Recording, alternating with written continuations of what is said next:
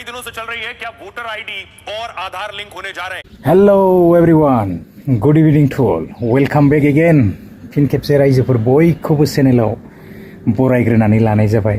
लोगोफोर आङो थाबैनो माने आपडेट्सफोर लाबोबाय थानो हाया आरो एसे टाइम नांगौ जानानै फैयो आरोना एडिट खालामनो हास्लाबा। तो बेखायनो आङो एसे लेटैबाबो भिडिअफोरखौ लानानै फैनाय जायो। तो जियानो हक जायफोरा इन्टारेस्ट मोनो नायलांनो हागोन। आङो गोदान मोनसे भिडिअ लानानै फिन खेबसे आंनि चेनेलाव समायाब्लाबो फैफिनबावलायबाय। बिदिब्ला जागायलांदिनि बांद्राय गोलाव खालामबाय थानो सानाखै आरोना बयबो मिथिखानाय आपडेट्स लानानै फैफिनबावलायबाय। तो जोङो मिथिनो मोनखादों आङो एसे इन्ट्र'आवबो लागायनानै होखादों आरोना। तो मिथिखाबाय जागायलांदिनि इन्ट्र' होनायखौबो सावरायगोन। बिनि सिगां जोङो जिथुनाखि मोनसे सोलिबाय थानाय आरो जोङो बिराद भाइरेल जाबाय थानायखौ नुनो मोनदों। जोबोद दुखुनांथाव दृश्य बियो मा बुंनो ना आरो जाथाय। तो मा बुंबावनो दिनैनि दिनाथ' आरो उल्थायबाय होनना बुंनांसिगोन ना जुगखौनो। ओरैबायदि डेन्जारेस जाबोबाय आरो गिथावना ना फोथायनो हायि बायदिबो जालायलांनाय बायदि जाबायना।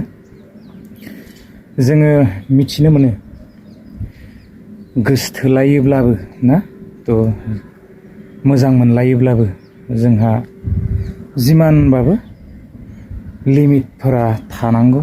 दा जेरावनाखि जोङो बेबायदि मोनसे एथबां गिदिर घटना जोङो जालांनाय नुनो मोनबायना गावनि असे फिसायखौनो जेरैबायदि ना 15 थुख्रा दानस'नाया मामुलिथ' नङा। गावनि लाबारजों मोजां मोननायजों लोगो जानानै ना बेबायदि थुख्रा खालामनानै आरो द्रामाव सोनानै बेवहाय बेबायदि सिमेन्ट आरो होबावदों ना बेबायदि जोङो भाइरेल जाबाय थानाय जोङो भिडिअ बा घटनाफोरखौ जोङो नुनो मोनदों। इउपि साइडआव जानाय नामा बे जाथायाहाय।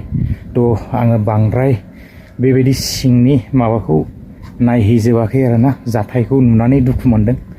गोबांथार दुखुनांथाव मा बुंबावनो गावनि असे फिसायखौनो जुदि बेबायदि थुख्रा खालामनो हायोब्ला माबायदि बिसास थाबावगोन ना दिनैनि नैबे जुगावहाय। तो जोङो निउसफोरखौ मोनजोबखासै इन्टारनेटनि जुग सारि साइड खना खनला मा जादों मा जायाखैना। तो जोङो गोबांथार निउसफोर जोङो मोननो हायो। ट्रेन्डिंआव जोङो भाइरेल जाबाय थानायखौ जोङो नुनो मोनदों। तो दुखुनांथाव जाथाय बेबायदिनो हौवा थानानैबो आरो गुबुनजों बेबायदि मोजां मोनलायनाय जेरावनाखि हौवाया बेबायदि नेभियावहाय मावबावोमोन ना। तो सुटिनि समाव फैनाय समावनो साल खालामनानै बेबायदि बुथारबाय। दा गोबां दावराव। तो निस्सय इन्डियायावनो जानाय जाथाय आरो दा गभर्नमेन्टआ मा खालामगोन। जोंनियावथ' बेबायदि माथो बांद्राय फासि बायदिसिनाफोरखौ जोङो नुनो मोना ना। फासिनि दा बेवहाय जोङो फासि होनांगौ बेबायदि जोङो नुनो मोनदों। नाथाय फासिखौ होगोन ना होआ। आवगोलावबो जोङो बेबायदिनो मोनसे जाथाय जोङो नुनो मोनदोंमोन जेराव केलकातायाव जानाय जाथाय ना डक्टरनि जिथुनाखि बेवहाय बेबायदि रेप केस जानाय जाथाय जोङो नुनो मोनदोंमोन। तो बेबो दिनैसिमबो जोङो बेबायदिनो फासिफोर जोङो होनायखौ नुनो मोनाखै। बेयावबो गोबांथार बेबायदिनो भाइरेल जादोंमोन भिडिअसफोर। तो गोसारबाय थानाय जोङो नुनो मोनदोंमोन। इन्डियायाव बेबायदिनो जोङो बांसिन फासि होनायखौ नुनो मोना। नाथाय फासि होआबा गिया आरोना।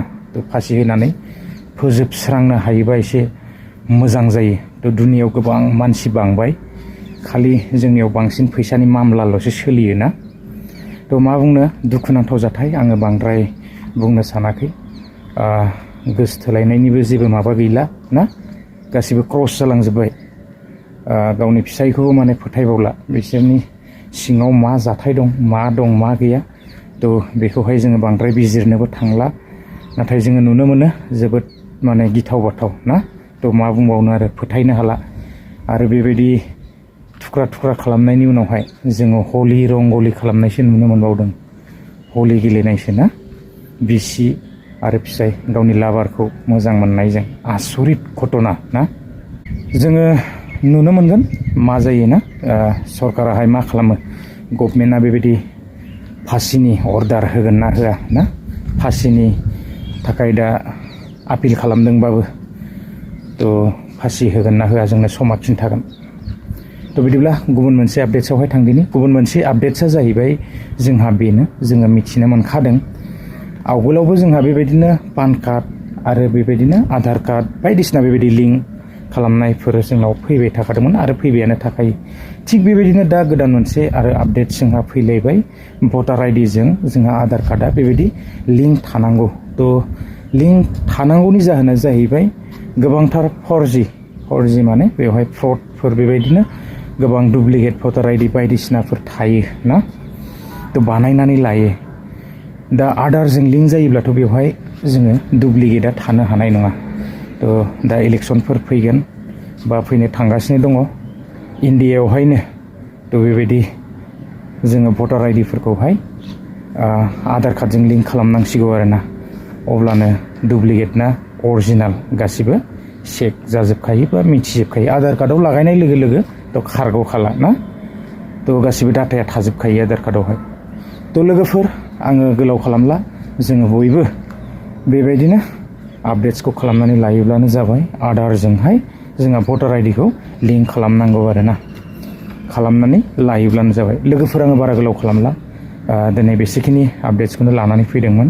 आङो मैयानो भिडिअखौ लाबोनो सानदोंमोन, नाथाय हास्लाबाखै सम मोनैनि थाखाय। बिदिब्ला लोगोफोर, नेक्स्ट भिडिअ लोगो मोनगोन। गोजोन्थों, बाय बाय। पोस्टमार्टम रिपोर्ट में है हत्याकांड के बाद, जिसमें सच है, इस हत्याकांड के बाद जिसमें मुस्कान ने सौरभ के 15 टुकड़े कर दिए प्रेमी साहिल के साथ मिलकर, और हत्या करने के बाद टुकड़ों को रख दिया ड्रम में। अगली तस्वीर में आपको दिखाऊं, ड्रम में टुकड़ों को रखा।